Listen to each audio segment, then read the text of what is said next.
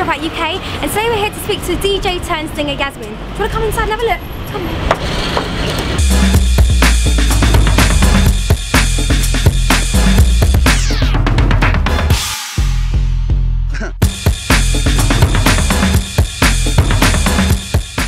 Now today on Dropout we're joined by Yasmin. How are you doing? I'm very good. How are you? I'm good, I'm good. Now some people are a bit confused because you were a DJ, comes in as a DJ first of all. How did you get into music? How did you make that transition into singing? Was it something that you always wanted to do, or did you just kind of like, the moment arose? Yeah, I mean I'd always sort of sang and always written like little lyrics and melody. I used to live up in Glasgow, so I grew up for the bulk of my life. And I didn't really, up there I felt quite far removed from the music industry, so I didn't really think like it could happen so much. And then when I moved to London and I was doing my DJing and I was meeting so many people, and I kind of just confided in a few people that look, I've been making some music, have a listen, and they did take a listen and they sort of were like, you have your own little sound going on, like you should run with it. They gave you this, they gave me a little boost of confidence and a little belief, and yeah, here we are. Do you feel more pressure because they know you as a DJ that you have to kind of exceed expectations because they're like, oh, can she really sing? Do you know what I mean? Yeah, I mean, I did a lot. It was funny though, because that's always what I thought, and then someone said to me, well, also because you're a DJ, they won't expect too much. So it's like, so you can prove yourself more, like you can impress them more than they're expecting to be. So it's like, it swings and roundabouts, but it's like, it is what it is. Like, I just enjoy making music, so it's like I put enough pressure on myself without pressure from anyone else. Now you first came on the scene with Devlin's Track Monday as a singer.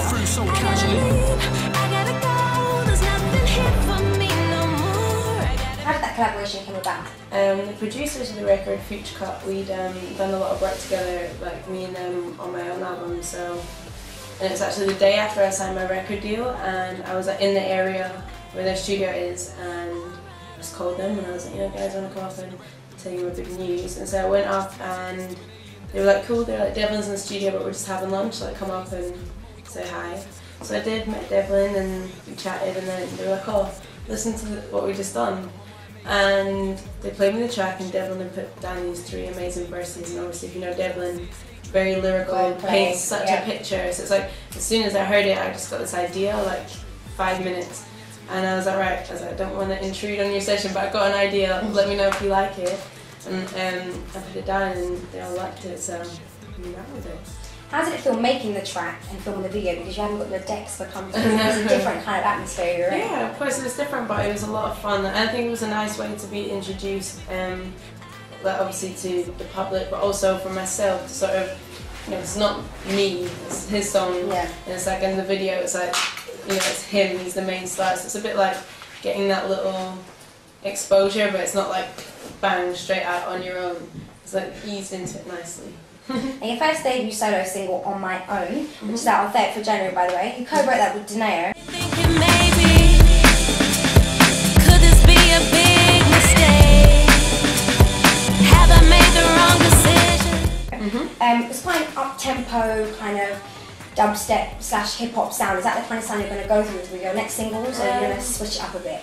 Yeah, I mean, I wouldn't say it's dubstep, it's more like a breakbeat kind of vibe, and it's very sort of British and raw. Like, that's one thing about like a lot of British underground music that I like, is it's raw. Like, it's not like polished and all like nicely like neat and tidy. It's just got that sort of grittiness to it, and a lot of the production on the album is very sort of hits you in your face, big sounding beats. There's a lot from like sort of breakbeat styles to jungle style to like reggae, like deep reggae dub stuff, to like sort of hip hop, like old school hip hop, like sort of boom bap sounds. So there's a lot.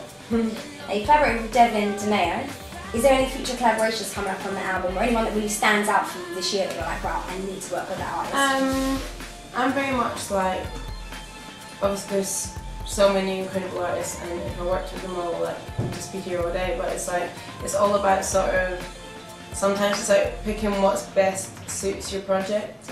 Like, that's one thing that I love about Mariah Carey, like in the 90s, that she would never necessarily have like the hottest, biggest rapper, but she'd always have the dude that was going to give the best verse and was hottest on the sort of streets at the time. I have one song that I did with Da Vinci called Spellbound, and it's very like trippy kind of. Reminds me of like Madonna phase when she was wearing all the henna and everything. And there's this girl called Yara Bravo, who's a rapper from Belgium.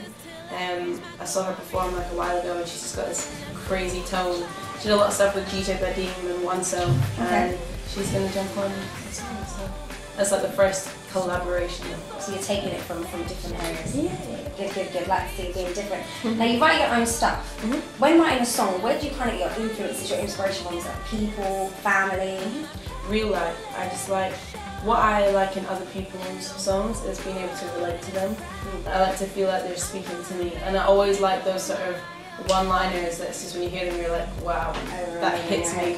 And it's like what I take a lot from sort of like R&B and soul is it's very like, you know, R. Kelly's obviously the king of it, that real talk. Like, I mean, he took it way far, but it's like he's talking to you. He's not necessarily just singing you a song about, you know, your love's like a tree and stuff. It's more like deep stuff that people can relate to. So when I'm writing songs, I always try and keep in mind ways to describe the situation that everyone can be like, you know, I've been through that and they understand. I get that. Yeah, completely.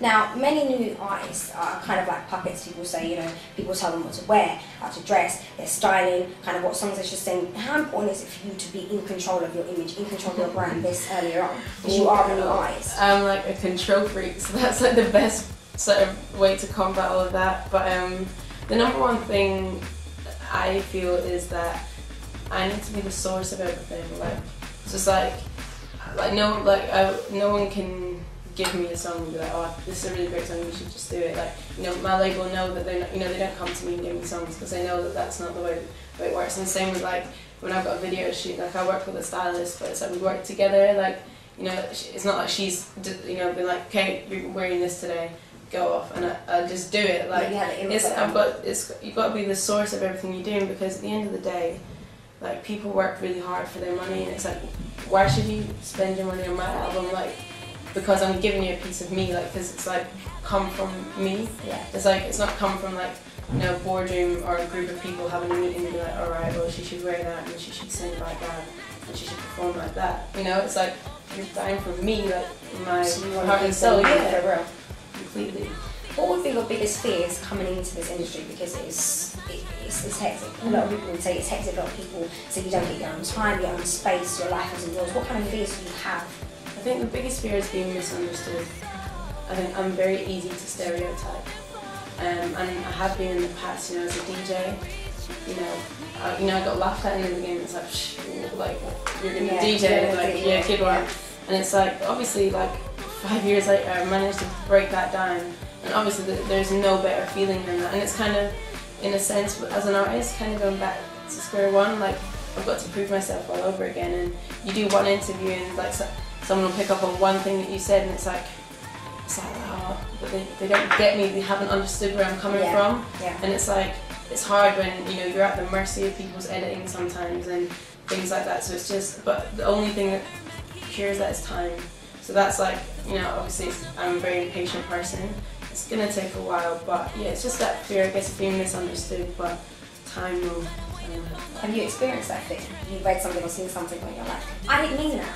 This is not me. Of course, like, you know, it happens, and it's like, you gotta learn not to let it bother you. Like, you know, I don't read everything. I think, you know, that's what they say. You say like, don't read bad press, don't read good press. Like, it's just sort of crack on, yeah, do you? And but yeah, of course. And it's like, it's frustrating, but it's just like, all right, well, you know, we'll get it eventually. So.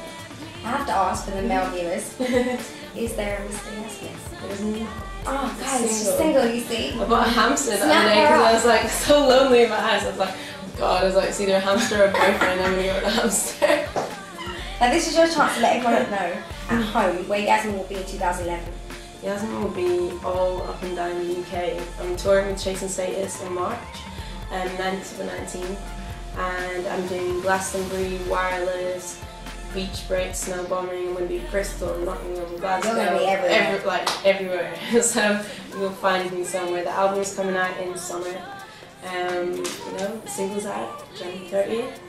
You know, next single will be out after that. And yeah, so we can go. She's going to be everywhere you heard it here. DropoutUK. Thank you, Yasmin. Thank you for having me. So casually.